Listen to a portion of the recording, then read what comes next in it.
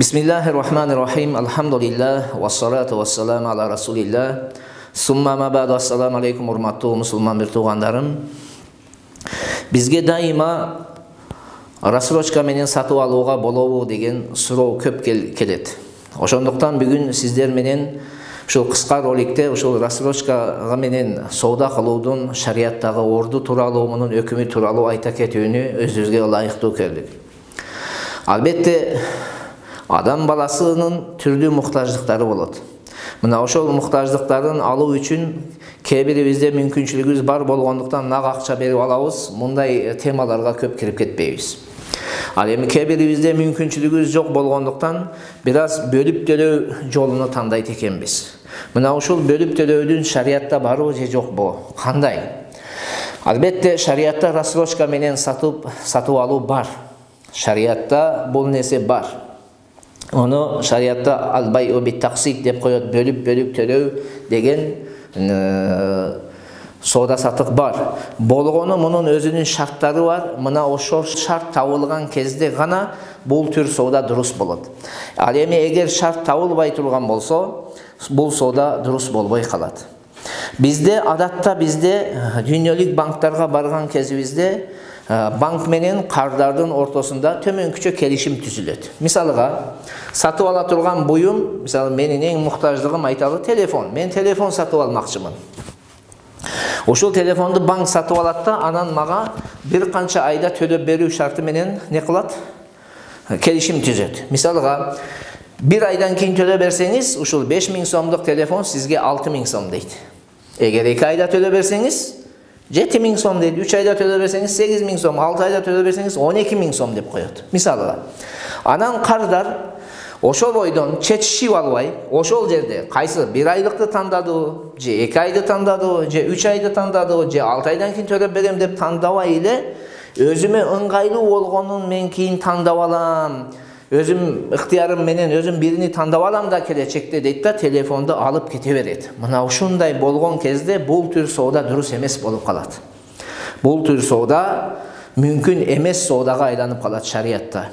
Ошондуктан рассрочкага сатып алуу дурус болуу үчүн биз кардар катарында биз менен ушул банк дейли, банктын ортосунда келишим түзгөн кезде ушул нерселердин бирине токтолушубуз керек. Мөөнөт жана акча так болуш керек.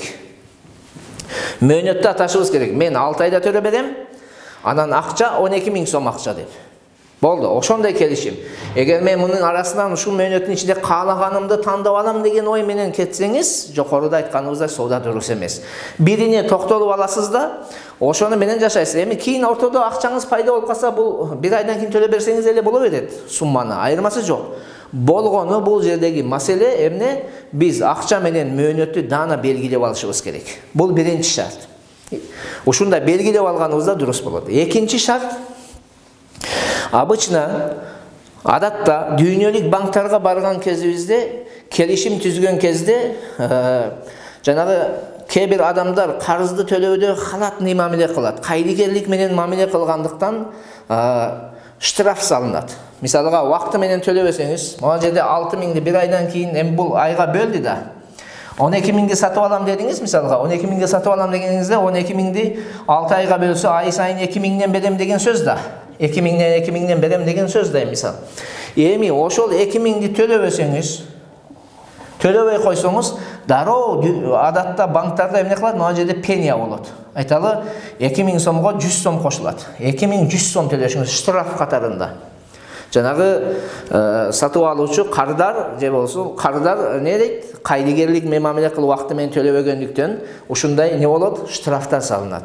Эгерде ошол келишим түзгөн кезибизде ушул договордун ичинде ушундай пения болот деген келишим бар боло турган болсо, бул соода кайда дурус болбой калат.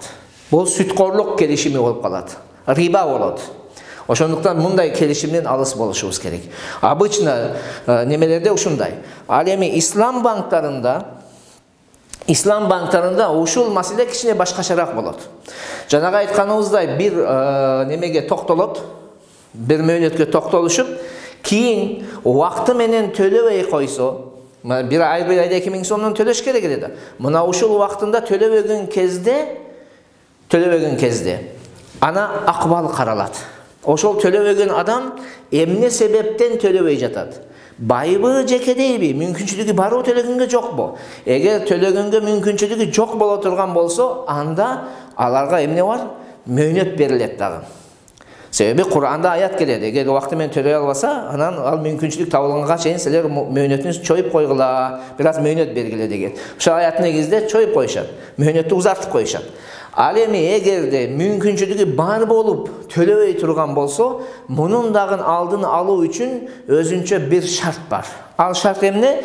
Жанагы кардар өз ыктыяры менен өзүнө бир жакшы иш жасоого өзүн милдеттүү кылат. Башкача айтканда, эгерде мен убакыты менен төлөбөсөм, мен паланчы жетим жесирлердин үйүнө, жетимдерге же болсо жесирлерге, же детдомго дейлиби эмнеге болсо, не кылам? Өз ыктыярым менен ушунча сом төлөп берем деп. Өз ыктыяры менен, банкка эмес. Бул киреше банкка түшпөйт. Банк өкүл катарында бул акчаны эгер келечекте төлөбөй койсо, банк өкүл катарында аны алып, жанагы кайрымдуулук боло турган фондко кайсыл жерге бул айткан болсо, мисалы жетимдердин үйүнө деген болсо, жетимдердин үйүнө банк алып барып берет. Бул ушундай келишим түзөт. Эгерде ушундай келишим түзүлсө, өз инициативасы менен, өз ыктыяры менен мен төлөп берем, банкка эмес, үчүнчү жакка, жанагы бир жетимдерге же жесирлерге төлөп берем дей турган болсо, бул соода не болот? Дурус болот мындай келишим. Ал эми эгерде банк өзүнүн пайдасы үчүн ала турган болсо, жанагы исламский банк ушул 100 сом пеня болду, өзүнүн пайдасына ала турган болсо муну, анда кайда бул соода неме болот? Дурус болбой калат. Ошондуктан урматтуу мусулман бир туугандарым, рассрочкага сатып алуу дурус болуу үчүн кандай экен?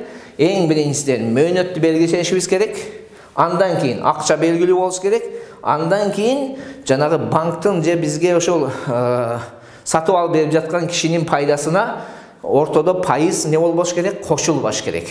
Үчүнчү жактын пайдасына боло турган болсо, аны дагы өз инициативасы менен өзү мойнуна алган болсо, өзүнө милдеттендирилген. Кардар өзүнө милдеттендирип жатат. Мен эмне кылам? Төлөбөсөм убакыты менен шундай кайрым садака кылам деп.